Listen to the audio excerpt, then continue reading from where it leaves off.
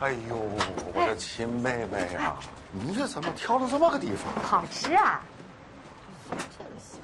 来了。哎，谢谢老板。慢用。尝尝尝尝。哎，汤来了。谢谢老板。谢谢。来有没有？食材也蛮新鲜的。是不是？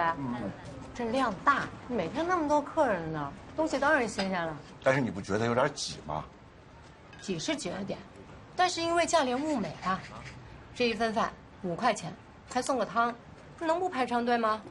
你是神仙日子待腻了，想尝一尝人间的烟火是不是？你说这一家小店，一天的流水毛利率是多少？跟你清华老公待着，脑子是不是坏掉了？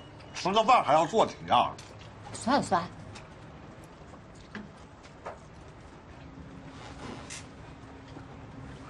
5块钱一份，一天大概200人，就1000块，50%的毛利率，赚的不错的。这种店在美国就开不下去。为什么？人少啊。说白了，这就是吃透了我们中国人口的红利。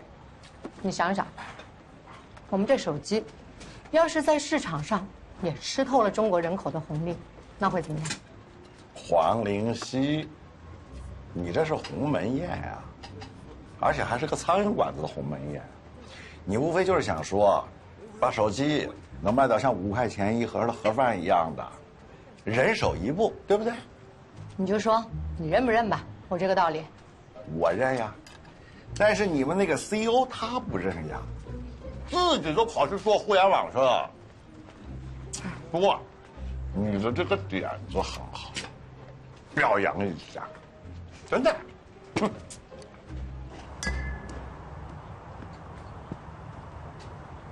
金总，张总到了。哦，等一下，我再打两个。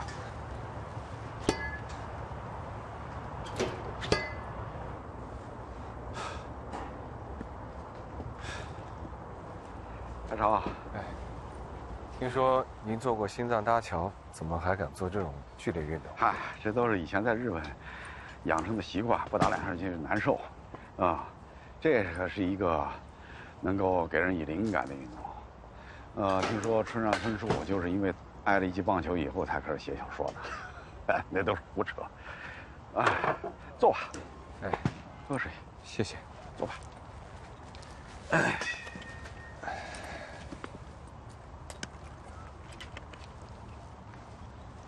海潮，你来找我，我很惊讶。您是中国半导体领域为数不多的几个投资人，我是中国半导体设计领域未来的希望，我们能见面，不足为奇。可你是 CTO 啊，找我要钱的应该是 CEO。作为 CTO， 我才能让您更好地了解我们领通的技术优势。也可能是你和李东升之间出现了什么问题吧。一个是想做互联网，另一个想做芯片。消息传得可真快，行业里边没有秘密。海潮，如果有一天你和你太太之间因为公司的发展方向上产生了分歧，你会怎么办？我跟我太太之间不会有分歧。假设一下，那我会好好的跟她讲道理。如果道理讲不通呢？我太太是一个通情达理的人。爱情落在你头上，她就是再胡搅蛮缠，你也是看不见的。秦总说笑了，但是您这个问题，我现在真回答不了。如果是厉东升的话，他会毫不犹豫地把他踢出去。张海潮，要是你想完成自己的理想，你需要话语权、掌控权，需要确保事情能够朝着你想要的方向发展。如果连你都把控不了，什么理想都实现不了的话，投资人是不会把资金给一个没有权利的创业者。难道一起创业的兄弟和一起生活的夫妻，就一定要为了权利而反目吗？不一定。要是能够很好的合作的话，那是最好的。但是你现在和厉东升之间已经产生了分歧，既然产生了，就需要决出一个胜利者，而不是你跑出来融资。于总，您约好的聚会时间到了。哦，对不起，我差点忘了，我还有点事儿。行吧，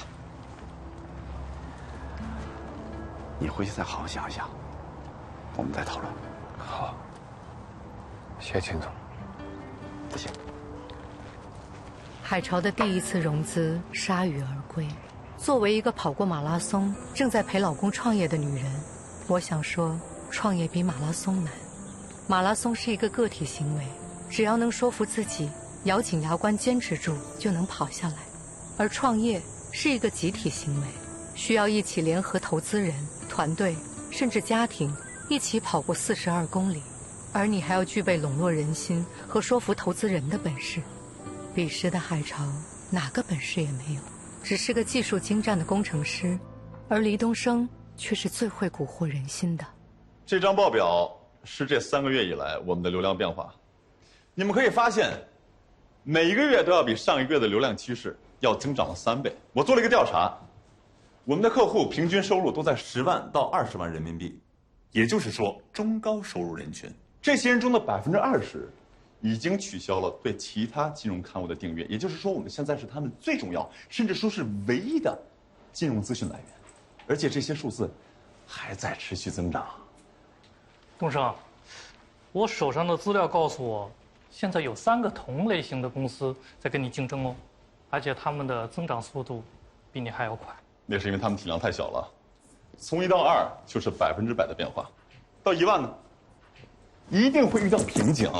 那你怎么说服我们相信你一定是最后的赢家啊？这个问题问得好，因为我有一个超强的团队，我的团队可以通过公式以及程序帮客户分析出最好的金融信息。谁啊？你们呀，各位，对你们来说不就是小试牛刀吗？另外，我现在手上有一款完全知识产权的金融交易程序，每天都会有软件推荐给客户各种投资标的，但是目前是免费的。一来是可以吸引关注的，二来是可以在市场上免费进行测试，直到它变得完善、变得完美，我们就可以收费了。东升，我有个想法啊，你刚才提到的，你的主要客户都是中高收入的，那能不能针对一部分用户提高服务呢？比如说，1对1啊，点对点啊，我觉得这样是很有吸引力的。我不懂啊，我乱说了。如果之后在未来向这群人提供那种精准的、有差异的这种个性化的广告，可以加速变现。这是个好主意，但是我们现在的广告收入已经非常高了，甚至可以说是100%的增长。我们直接看这张图。这是传统金融报纸和我们的比对，你们可以看一看未来的趋势。各位还看不懂吗？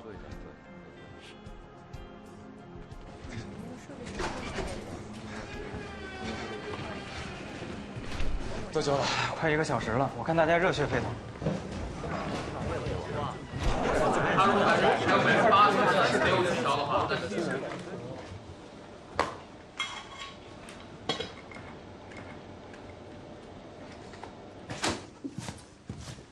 我这边融资还没有结束，你倒是直接把互联网开到公司里来了。哎呀，肖太太看到网站被告很着急，我当然要和大家解释一下了。那大家很爱听，我越说越起劲儿，没办法。我们之间有过约定，我要是融资成功，你就取消互联网。哦，你成功了吗？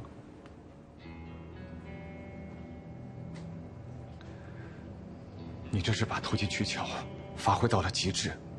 还让人心涣散了。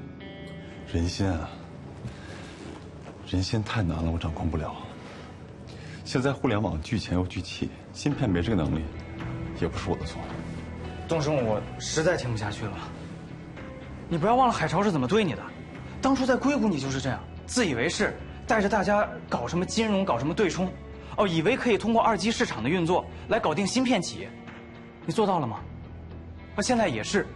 放着高智商的游戏你不做，非要做那些大家都可以做到的事情，这有意义吗？也不讲情义吧？啊，你跟我讲情义啊？我告诉你，就是因为我讲情义，你们芯片部门的资金才能源源不断。那些博士们想干什么，我真的控制不了。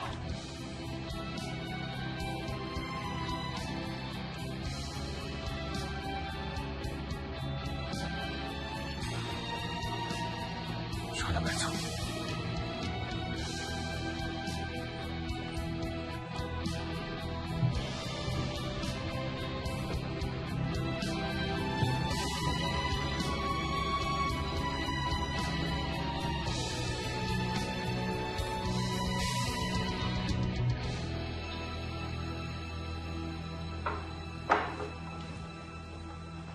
潘老师，今天的事儿就您说吧。别让我说了，我说也不管什么。是吧，潘老师？就这么说。您说好了，大伙儿就别再难为咱潘老师了。一会儿秦一东来了，我说，哎，咱们都是老同学了，不像这面子能不给我啊？行，哦，哎，不好意思啊，哎，我来过来了，你们两个也过来了。哎呦，潘老师，你好。哎，你好，快坐。您坐，您坐，都坐。哎呀，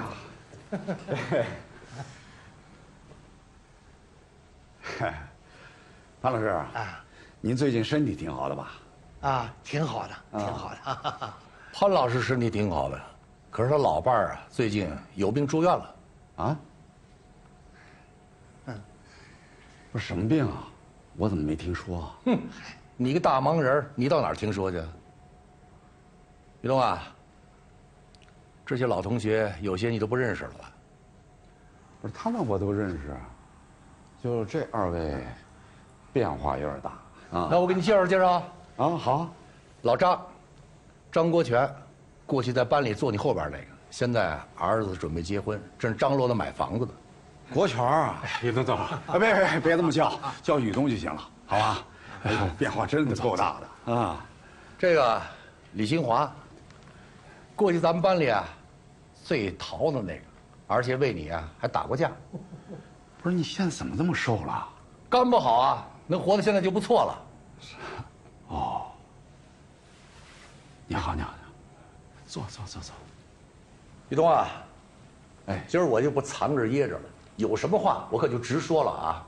不是，你就说嘛。半年前，潘老师亲自给你打了个电话，希望能帮我们这些同学多要些份额。可是你呢，没给潘老师这个面子呀，这事儿你做的有点不地道了。不是老鲁啊，你这叫什么话？你说这叫什么话呀？那时候你但凡要帮点忙，是不是？现在可就翻了5倍啊！5倍啊，什么概念啊？10万可就是50万，20万就是100万呢。我们这一辈子急需，它翻了5倍，那我们今后的生活那就是翻天覆地的变化，是不是啊？是。投资是有风险的，你们不是专业的，输不起。什么叫输不起啊？那不是稳赢的事儿吗？怎么？不是专业就不能赚钱了？你这是哪门道理啊？那时候你但凡松点口，潘老师至于拿出所有积蓄给他老伴治病吗？他至于？儿子因为买不起房子，到手的儿媳妇跑了。没事。行了，潘老师，你跟他就不用客气了。今儿我不管，你呀让远航啊再多放点份额给我们，有多少放多少。这一轮，远航的估值也太高了，我自己都不投。那是因为你赚够了，你吃香的喝辣的你就吃腻了。我们不一样啊，我们可都是棺材本钱的，是不是啊？棺材本更不行了。为什么呀？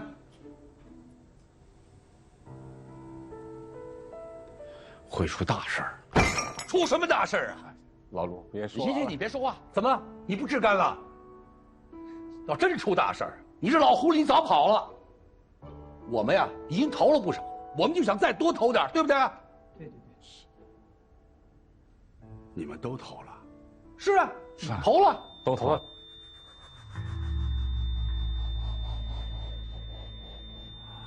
现在啊，股市越升越高了。潘老师还有我们这些老同学，我们着急呀。听说以后啊上市能翻10倍、20倍呢。老鲁，算了，咱们少说2句吧。哎呀，大家都别着急，听宇东总说吧。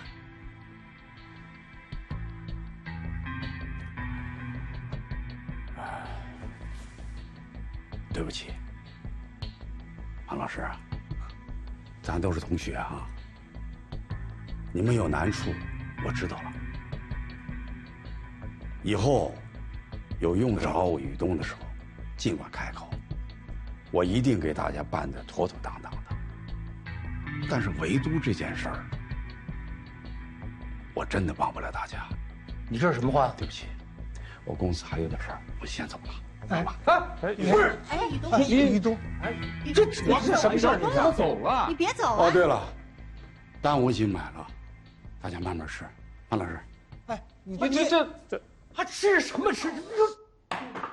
广告一发，这么多人进来了。说到底啊，还是太贪，总想着一步登天。为什么要做这个广告？为什么要让老百姓来集资？普通人的发财梦，我们也得兼顾，这算是回馈社会了。可是你什么都没有啊！师兄，您这话就说的不对了。您看啊，今天没有量产，不代表明天不会量产，对不对？哎，我现在给他们一个发家致富的梦境，他们也感谢我。梦碎了怎么办？也得感谢你吗？至少总比一辈子没做过要好吧？哎，这是投资，投资有风险，谁都知道。他们入局就要承担风险。再说又不是我们忽悠他们来的，是他们非他不可的。正是因为有你的背书，估值都炒到了天文数字。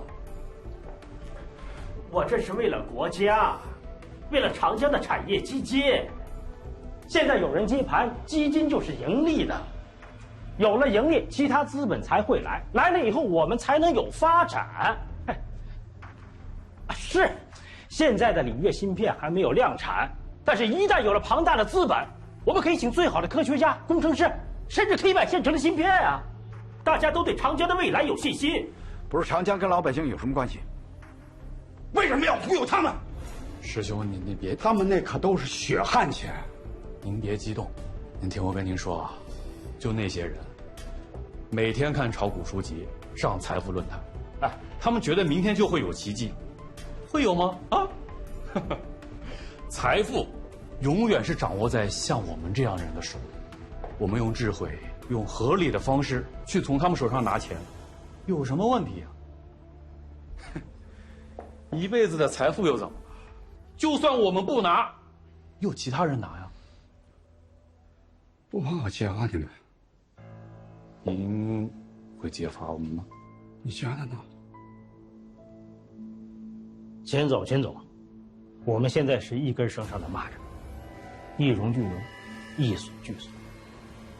师兄啊，现在是华源智新 IPO 的重要时刻，我相信您现在不会在这个时候做出不利于长江的事情吧？你们以为捆绑了所有人，这条船就不会沉是吗？我们捆绑的是资本，不是疯子，资本是逐利的，他们绝对不会在这个时刻走穿自己的船。再说了，现在手脚是被捆着的呀。哟，师兄，我给你拿瓶水啊！拿瓶水，拿瓶水。我知道你心脏不好，做过手术，来。没事吧，师兄？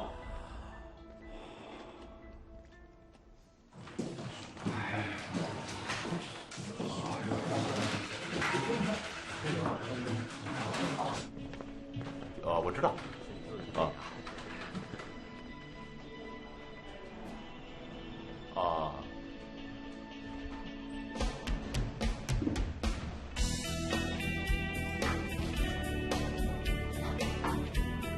海潮，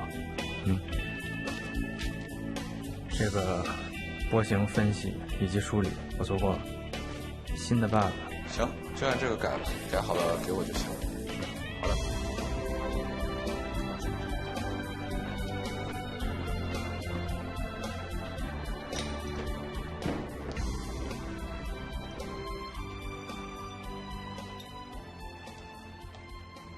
接受他们。其实刚开始我也觉得东升要做互联网公司这个点子不错，能解燃眉之急。我没有要怪大家的意思，我只是在想，怎么能让人心所向，重新爱上做芯片。搞得你跟没人似的。没办法，得画饼啊，得让大家重燃激情啊。我去，忙你的。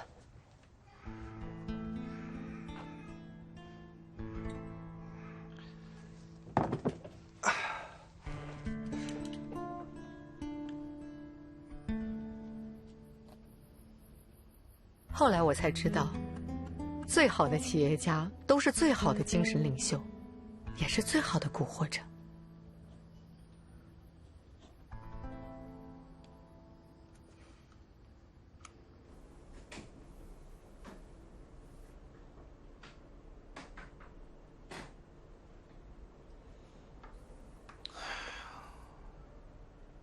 把我们都叫过来，是不是想说我们最近不太上心啊？啊？还不够上心吗？啊，昨天我跟杰森干到几点？哎，对，昨天晚上你也在的，咱们给东升那个网站。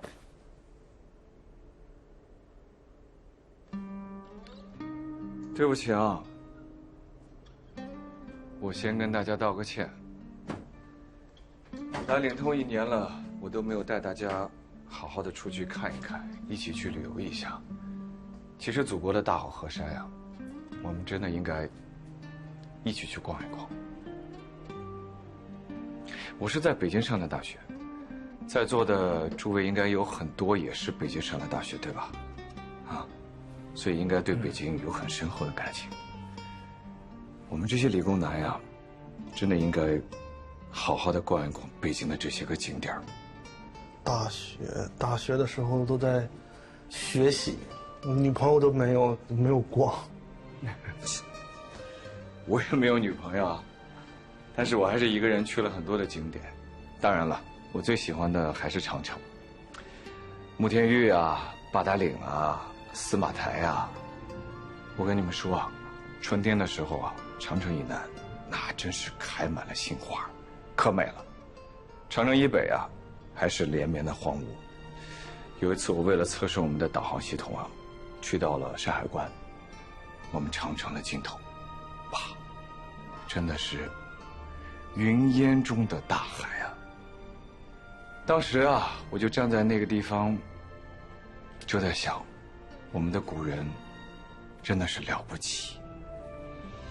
蛰伏万里的烽火台啊，就是为了在战火狼烟的时候，能够在第一时间传递信息。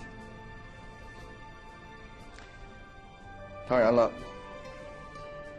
后来呀，时代不同了，我们又有了电报啊、电话。我估计10几年前的人们也没想到，他们可以拿着2个小小的盒子，能够相隔万里，无线通话。想想看，如果这些事情是由我们这些人来完成的，那该多么骄傲，对吧？想想看，我们这些千千万万的前辈们，他们前赴后继，用热血铸就的万里通讯，是由我们37个人的团队来完成。那我们就可以跟我们的孩子们吹牛了，说你看，这一片土地上，现在这个时候把万里长城缩短成一串数字的人，那是你爸爸呀，那该多么的美好啊，对吧？现在这个机会来了，落在了我们的身上。说实话，我真不觉得是因为我们优秀，而是因为我们正好撞上了这个时代，是时代选择了我们，我们不应该辜负。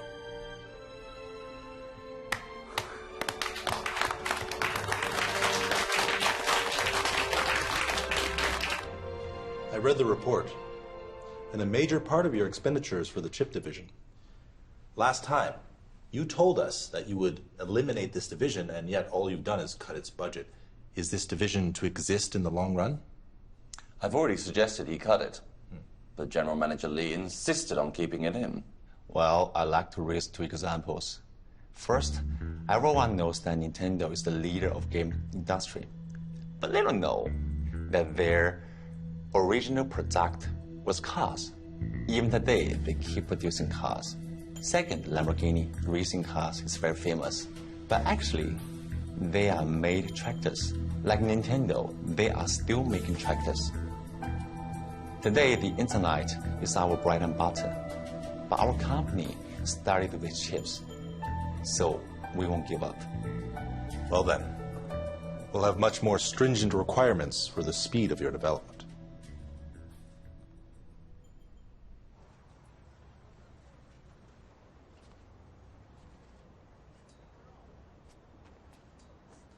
别着凉了。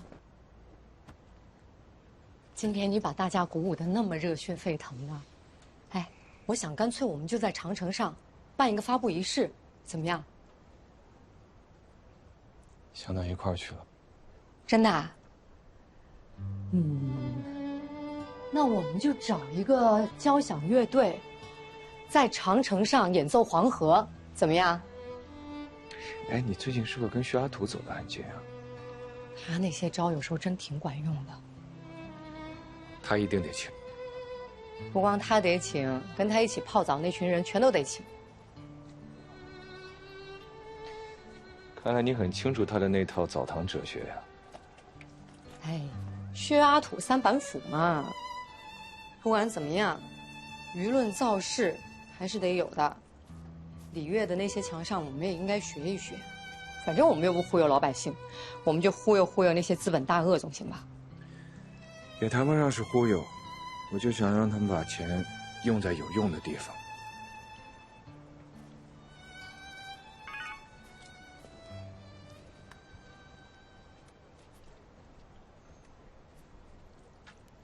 谁呀？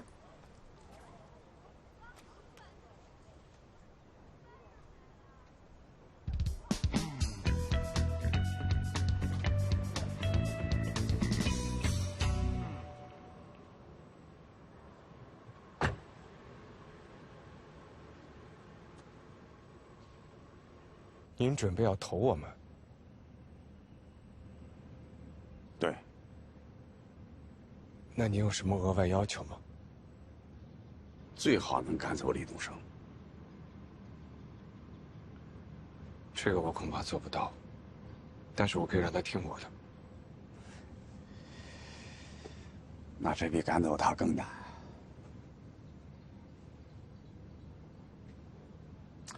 技术为导向的公司里啊，有时候 CTO 比 CEO 更重要。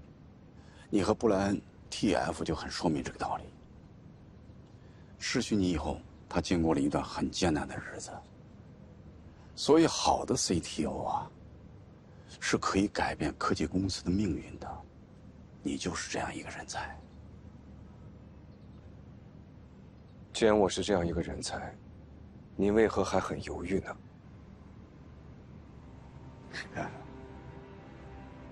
你呀，跟我年轻的时候一样，做事心不够狠。一个企业家做事如果心不够狠的话，他是走不远的。我最近看到你和李东升之间因为互联网还是半导体争来争去，我觉得可笑。如果说我有你这样的技术，是绝不会让别人做 CEO 来约束我、拿捏我的。可是我只想潜心研究技术，结果呢？你会花费更多的时间来跟所谓的兄弟交流，对吗？他比我更适合当 CEO。哎呀，你真是够固执的。没事儿，请走。这个事情可以等到我们的芯片在长城做完测试之后，我们再讨论。好吧，你要做测试，我可以找到中国最顶尖的专家组，跟你进行测试，我会找到所有的媒体，跟你进行宣传。您是还有什么其他想法吗？中国的通信芯片企业应该补片就弊。您是想要，如果这个毒瘤不去干净，你是没有明天的。那可是要引起轩然大波的。我仔细考虑过了，现在是最好的时机。华源智新马上就要 IPO 了，资本市场非常乐观，再加上你的长城测试，如果能成功的话，我们就拥有了一家通讯芯片企业。就算之前那家失败了，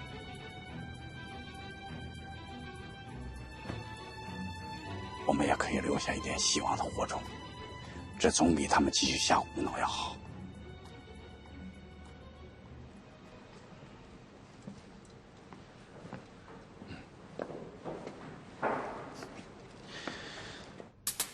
这大师兄最近挺有意思的，照顾完我们2个，又去找海潮了。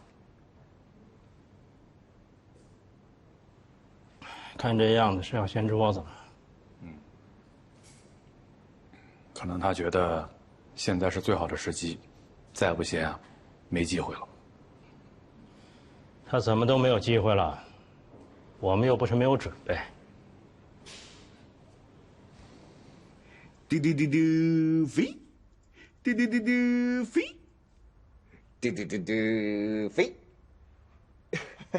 哎，笑了笑了。你女儿就是爱笑。哎，真是遗憾，我怎么不能陪你去呢？我还想留下来陪小宝贝儿呢。真的假的？当然是真的。小宝贝儿这么可爱，我怎么舍得你呢？太可爱了。我听说东升还在忙融资的事情，他去不去啊？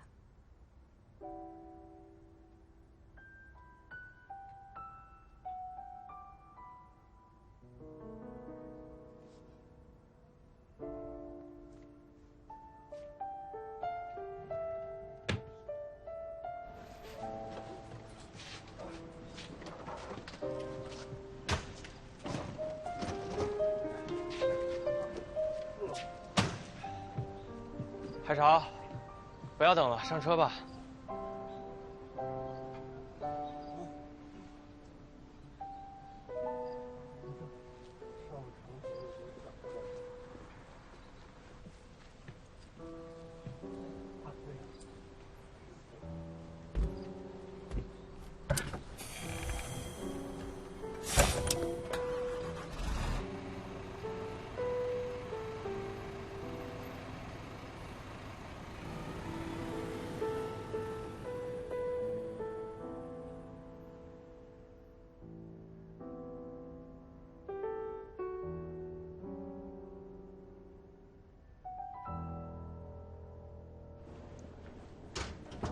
是我，是，我实名举报过远航科技，有证据，我会拿给你们看的。好的。是齐云东吗？是啊。现在就远航的一些问题，需要你配合调查。跟我们走一趟。你弄错了吧？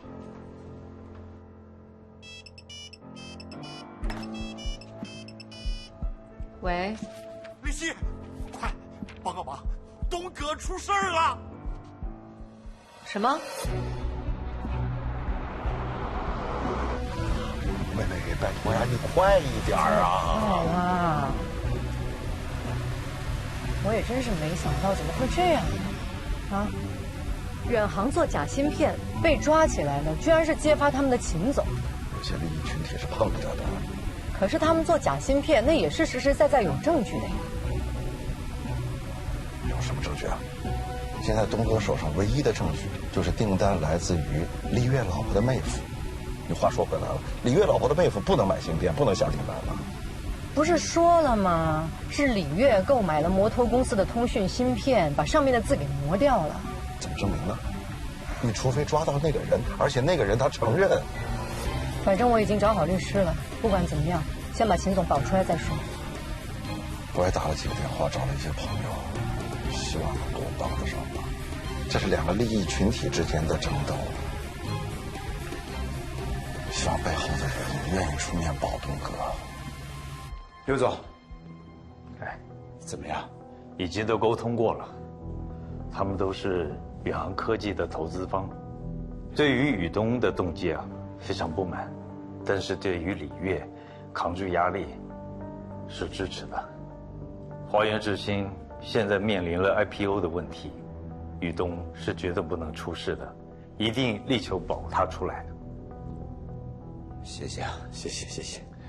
没想到你这么记恩啊！东南亚金融危机的时候，只有东哥肯借钱给我。刘总，我们的 IPO 被暂停了。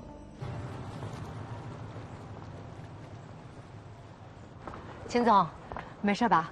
林夕啊，你也过来了。高处长，什么情况啊？最近这几天啊，只能待在自己家里了，随时配合调查，并且啊，要求秦总回避与远航有关的一切事务。投资还投资出牢饭来了。老土哥，要不我们先走吧？秦总，一会儿欧阳总会过来。哦，欧阳过来干嘛？哦，对不起，我接个电话。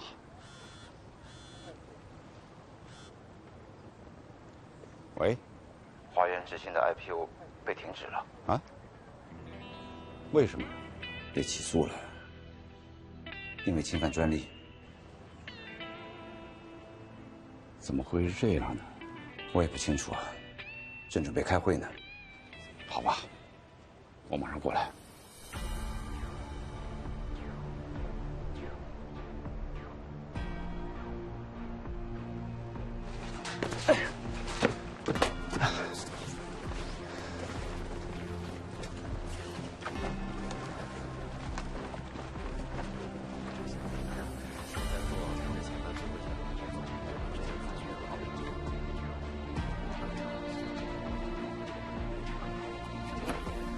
开始了。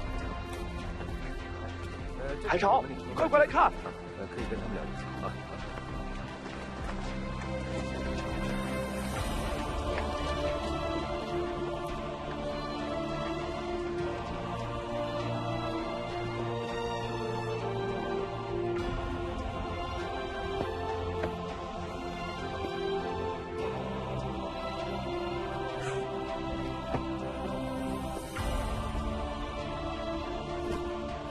嘿，东升来了！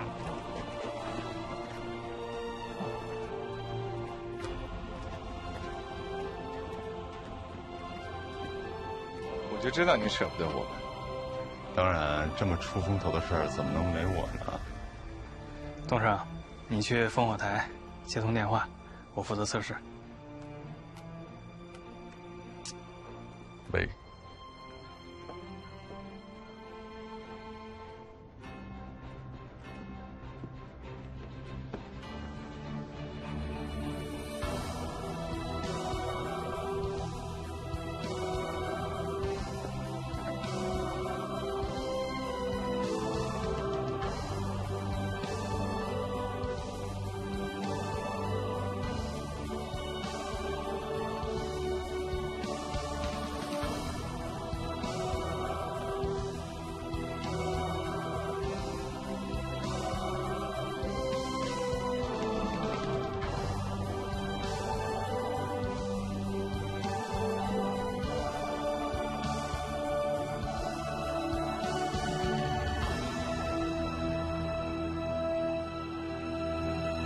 晶片代工厂，全世界也没有几家。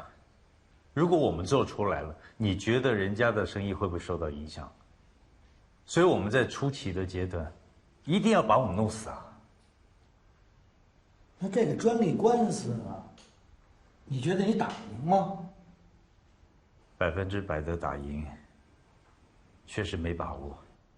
涉及的部门实在是太多了，一定会有很多专利强的问题。对手就是知道这件事情，所以才对我们这么做。华源智新说好了今年上市，他怎么就被告了呢？你到底行不行？不行可以换人。什么？那我来问问你，在他到来之前，有谁在国内建成过8英寸的生产线？有吗？可是他不能让股东退出，又不能让投资人赚钱，那我们在这干嘛？学雷锋啊？要都这样，以后就不碰半导体。踩雷有可能踩出一条血路来，但是不踩，在科技飞速发展的世界面前，我们只能是被动挨打，吃别人的剩饭。